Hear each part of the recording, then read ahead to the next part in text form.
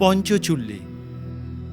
মহাভারতে পঞ্চপাণ্ডবের স্ত্রী দ্রৌপদীর সঙ্গে এই স্থানের গুরুত্বপূর্ণ আধ্যাত্মিক সংযোগ রয়েছে। লোকবিশ্বাস, পঞ্চপাণ্ডব মহাপ্রস্থানের পথে যেতে দ্রৌপদী এই 5টি শৃঙ্গের নিচে 5টি আলাদা আলাদা চুলার মধ্যে পঞ্চপাণ্ডবের জন্য শেষবারের মতন খাওয়ার তৈরি করেছিলেন। তাই হিন্দু ধর্মপ্রাণ মানুষের কাছে উত্তরাখণ্ডের দর্মা ভ্যালিতে অবস্থিত এই স্থান এক মহা তীর্থক্ষেত্র। এবারে আমার তীর্থযাত্রার লক্ষ্য ছিল দেবভূমি উত্তরাখণ্ডে অবস্থিত ওম পর্বত, আদি কৈলাস ও পঞ্চচূল্লী দর্শন করা। আমরা হাওড়া থেকে ট্রেনে লালকুয়া পর্যন্ত এসে সেখান থেকে আলমোড়া, পিথারাগড় ও ধারচুলা হয়ে বুধি ভিলেজে রাত্রেবেলা থেকেছিলাম। পরদিন সকালবেলা ব্রেকফাস্ট সেরে গাড়িতে করে চললাম ওম পর্বত দর্শনে।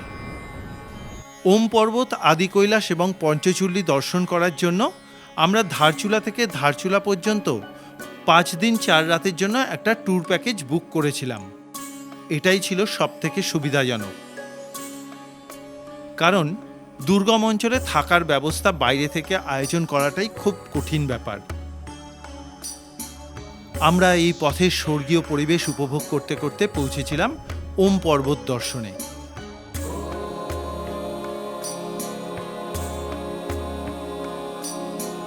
ওম পর্বত হল সৃষ্টির আদি ধ্বনি, ওম শব্দের প্রতীক।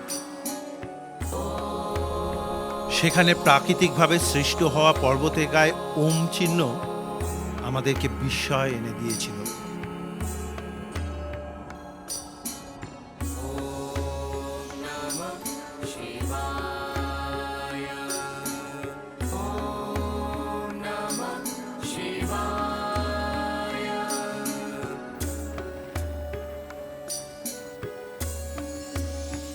ওম পর্বত দর্শন করে সেদিনকে আমরা চলে এসেছিলাম পঞ্চপাণ্ডব ও মাতা কুন্তীর স্মৃতি বিজড়িত কুটি গাঁওতে। দর্শন করেছিলাম মহাভারতের সময়কার অলৌকিক এক স্থান, পঞ্চপাণ্ডবের হাতে তৈরি হওয়া তাদের অজ্ঞাতবাসের সময়ের বাসস্থান পাণ্ডব কেল্লা বা পাণ্ডব কিলা।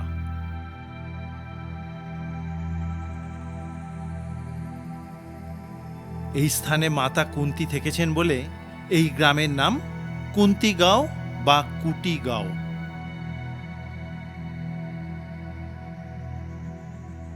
এখানেই আমাদের হোমস্টে ছিল। এখানে একটা রাত কাটিয়ে পরের দিন আমরা সকাল সকাল বেরিয়ে পড়েছিলাম আদি কৈলাস দর্শনে। এখানে বরফ গলা জলে পুষ্ট ইয়াংকতি নদীর পাশ দিয়ে যেতে যেতে মনে হয়েছিল আমরা সত্যিই বোধহয় স্বর্গরাজ্যে পৌঁছে গেছি। তারপরে যখন গাড়ি পৌঁছলো আদি কৈলাসের পাদদেশে, তখন আদি কৈলাস দর্শন করে নিজের মানব জন্মকে ধন্য করেছিলাম।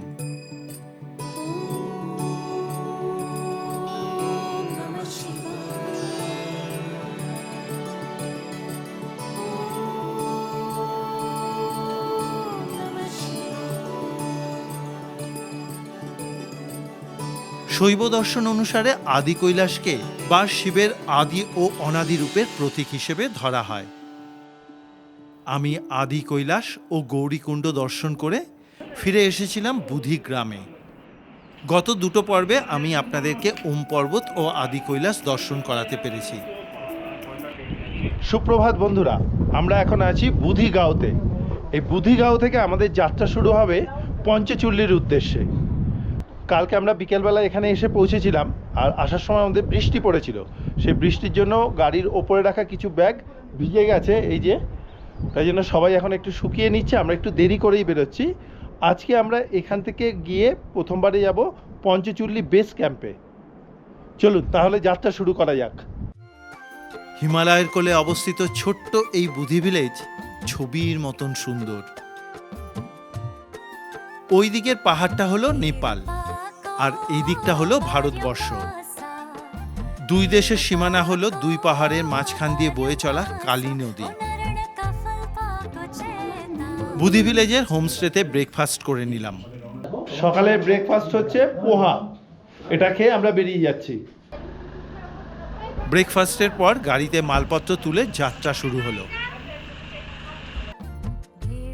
সকাল 10:35 গাড়ি ছাড়লো।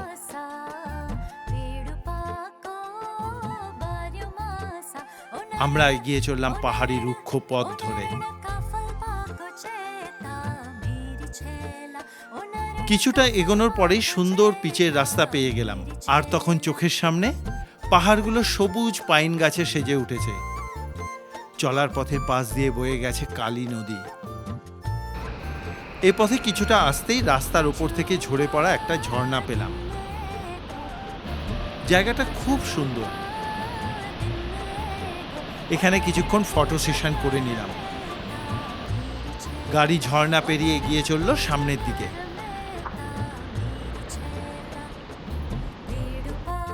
এদিকে চলার পথ খুবই মসৃণ, আর এখানকার প্রাকৃতিক শোভা সে তো বলে বোঝানো সম্ভব নয়, এতটাই সুন্দর। আমাদের চলার পথের উল্টো দিকে পাহাড়ে ওই যে ফিতের মতন সরু দাগটা দেখা যাচ্ছে, ওটা হলো পায়ে চলা পথ। কয়েক বছর আগেও আদি কৈলাস এবং ওম পর্বত দর্শন করতে বা ভারতীয় সেনাবাহিনীকে পায়ে হাঁটা পথেই যেতে হতো। প্রকৃতির এই অনবদ্য রূপ দেখতে দেখতে আমরা এগিয়ে চললাম দার্মা ভ্যালির উদ্দেশ্যে। শুনেছি দার্মা ভ্যালি নাকি সবুজে মোড়া প্রকৃতির সৌন্দর্যের আর এক স্বর্গরাজ্য। দেখতে দেখতে আমরা তাওয়াঘাট পেরিয়ে দার্মা ভ্যালি যাওয়ার পথ ধরলাম। এ পথে আমাদের ডান দিক দিয়ে বয়ে চলেছে ধৌলি গঙ্গা নদী। এই ধৌলি গঙ্গা নদী তাওয়াঘাটে কালীগঙ্গার সঙ্গে মিশে গেছে।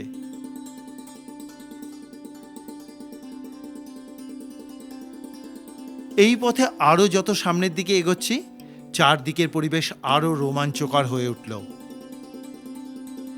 দূরে বড় বড় পাহাড়ের গায়ে মেঘেদের আলো ছায়ার খেলা, আর চোখের সামনে এই রকম সুন্দর পথের শোভা এই যাত্রাকে আরো মোহময়ী করে তুলেছে।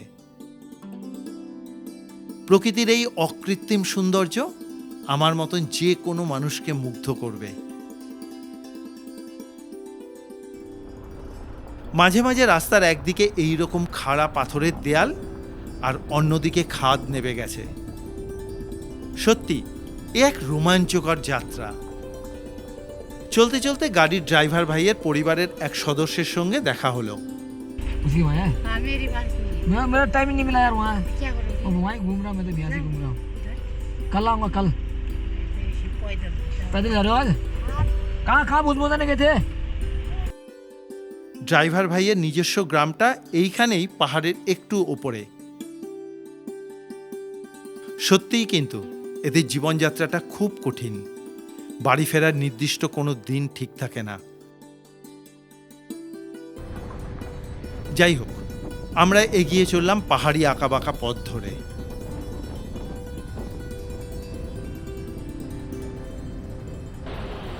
যেতে যেতে রাস্তার উপরে একটা ঝর্ণা চোখে পড়ল। আরো যত সামনের দিকে এগোচ্ছি, চোখের সামনে নতুন নতুন ল্যান্ডস্কেপ দেখতে পাচ্ছি। আমরা একে একে নাংলিং গ্রাম, বালিং গ্রাম পেরিয়ে এগিয়ে চললাম।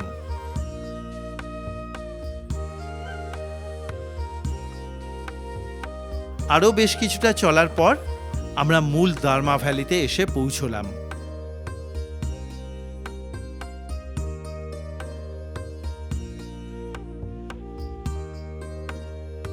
ছবির মতন সুন্দর এই দার্মা ভ্যালি। চারদিকে তুষারাবৃত উঁচু উঁচু পাহাড়, আর তাদের মাঝখানে বিরাট বড় সবুজ একটা সমতল জায়গা। এটাই তো প্রকৃতির জীবন্ত ক্যানভাস। আর এই ভ্যালির মধ্যে দূরে ওই যে দেখা যাচ্ছে, ওইগুলো হচ্ছে সব ভেড়ার পাল। এখন এরা এখানে ভ্যালির মধ্যে ঘাস খেতে খেতে চড়ে বেড়াচ্ছে। চারদিকটা ক্যালেন্ডারে আঁকা ছবির মতন সুন্দর।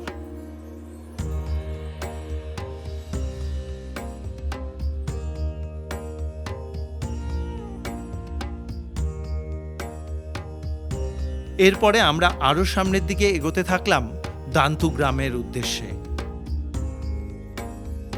দূরে ওই যে মেঘে ঢাকা পঞ্চচুল্লি দেখা যাচ্ছে।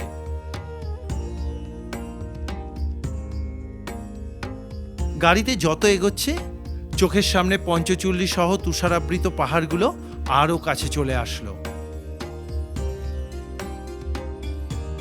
এটাই যেন স্বর্গপুরী। আর পাহাড়ের ওই যে নিচে ছোট্ট ছোট্ট ঘরবাড়িগুলো দেখা যাচ্ছে, ওটা হলো দান্তু ভিলেজ।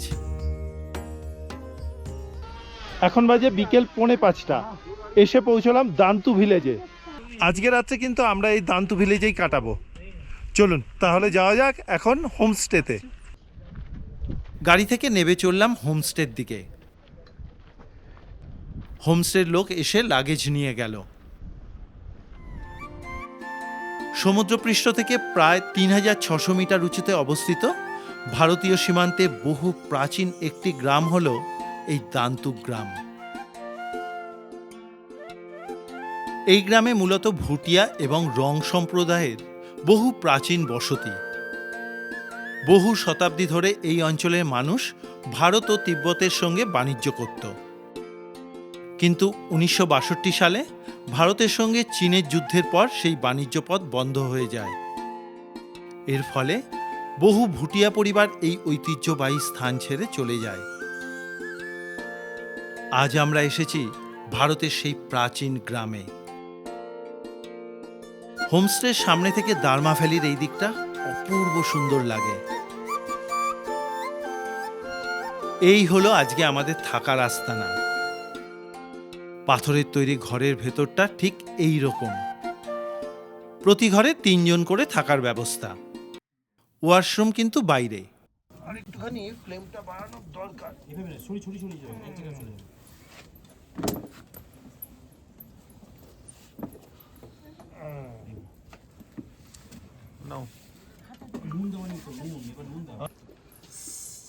সার্ভ করছেন সুজাতা দি। আপাতত এই থাক। লাগলে আবার ঠান্ডা হয়ে যাবে। এখানে রাত্রে খাওয়া দাওয়া সেরে সোজা ঘুম। পরদিন সুন্দর একটা সকাল দিয়ে আমাদের দিনটা শুরু হলো। ভোরে সূর্যের আলো যখন পঞ্চচুল্লির 5টা তুষারাবৃত চূড়ায় প্রথম এসে পড়ল, তখন মনে হচ্ছিল যেন পর্বতের চূড়াগুলোতে আগুন জ্বলে উঠেছে। সে অকল্পনীয় এক সৌন্দর্য আমাদের সামনে। আমাদের সামনে আমরা যা দেখতে পাচ্ছি তা অবর্ণনীয়।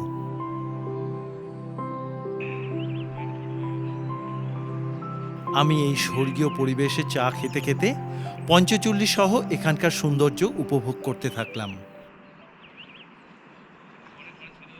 জীবনের স্বপ্নময় কয়েকটা মুহূর্তের মধ্যে এই একটা মুহূর্ত। অনেক দিন ধরে টার্গেট নিয়েছিলাম যে এখানে একবার আসব। যদিও আমি 2014 সালে একবার এসেছিলাম, তখনকার কিছু স্মৃতি মনে আছে। আর এখানে এসে এই ব্রহ্ম মুহূর্তে যা উপভোগ করছি এ ভাষা দিয়ে প্রকাশ করা যাবে না। অপূর্ব জিনিস।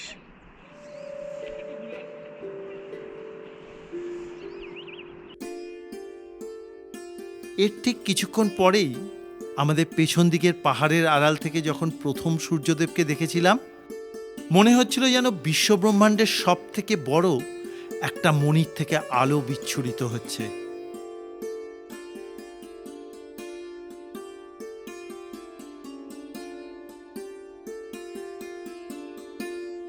স্থানীয় বিশ্বাস ও লোককথা অনুযায়ী স্বর্গারোহণের পূর্বে পঞ্চপাণ্ডব ও দ্রৌপদী এই অঞ্চলে কিছুদিন বসবাস করেছিলেন। তখন দ্রৌপদী এই স্থানে 5টি উনুনে পঞ্চপাণ্ডবের জন্য শেষবারের মতন অন্ন রান্না করেছিলেন। সেই 5টা উনুন এবং চুলার প্রতীক হিসেবে এই 5টা পর্বতশৃঙ্গের নাম হয় পঞ্চচুল্লি। স্থানীয় রং ও শৌকা সম্প্রদায়ের মানুষরা এই শৃঙ্গগুলোকে দেবতুল্য মনে করেন।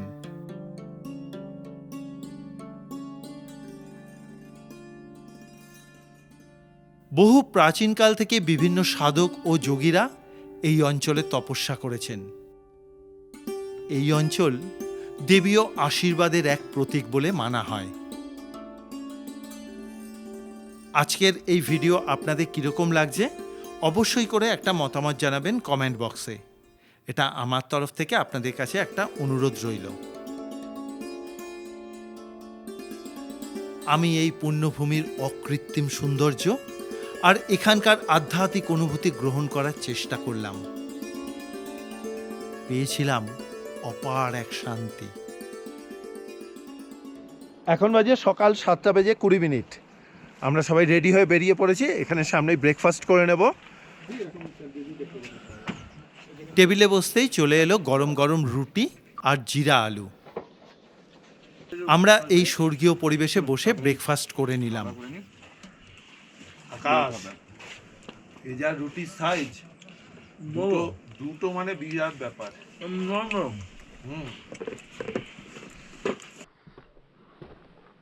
খাওয়া শেষে এবারের মতন দান্তুগ্রামকে বিদায় জানিয়ে এগিয়ে চললাম গাড়ির দিকে। হোমস্টে থেকে একজন ভদ্রলোক আমাদের লাগেজ নিয়ে এগিয়ে চললেন।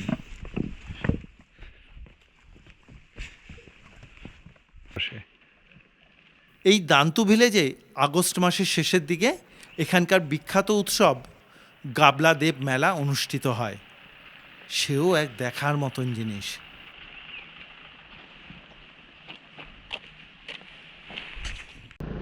এখন বাজে সকাল 8টা। আমরা এই দান্তু ভিলেজ থেকে এখন বেরিয়ে যাচ্ছি। আমাদের গাড়িতে আমরা মালপত্র তুলেও দিয়েছি। এই দান্তু ভিলেজ থেকে কিছুটা এগিয়ে যাওয়ার পর একটা জায়গার থেকে পঞ্চচুল্লি ট্রেক শুরু হয়। আমরা প্ল্যান করেছিলাম যে পঞ্চচুল্লি ট্রেক হয়তো আজকে করব, কিন্তু চারদিকে যা অবস্থা দেখছি বড্ড ড্রাই, একটু শুকনো শুকনো জায়গাটা, ওই জন্য আর আমরা এইবারে করছি না। তবে ইচ্ছা রয়েছে আগামী সেপ্টেম্বর বা অক্টোবর মাসে এসে যখন চারদিকটা খুব গ্রিনারি থাকবে তখন একবার এসে ট্রেক করব। তাহলে চলুন এখন বেরোনো যাক। আমরা এখন এখান থেকে সোজা বেরিয়ে যাব হচ্ছে ধারচুলা। চলুন। আমরা সবাই মিলে গাড়িতে উঠে পড়লাম। গাড়িতে উঠতেই মনটা ভার হয়ে এলো। এই স্বর্গীয় স্থান ছেড়ে যেতে একদম মন চাইছিল না। কি আর করা যাবে, হাতে তো নির্দিষ্ট সময় নিয়েই এসেছে, তাই জন্য ফিরে যেতেই হবে। তবে বাবা মহাদেবের কাছে প্রার্থনা জানিয়ে যাচ্ছি আবার যেন ফিরে আসতে পারি এই পুণ্যভূমিতে। আমরা ধৌলি গঙ্গাকে ক্রস করে অপর পাশে দাক্তু গ্রামের দিকে এগোতে থাকলাম।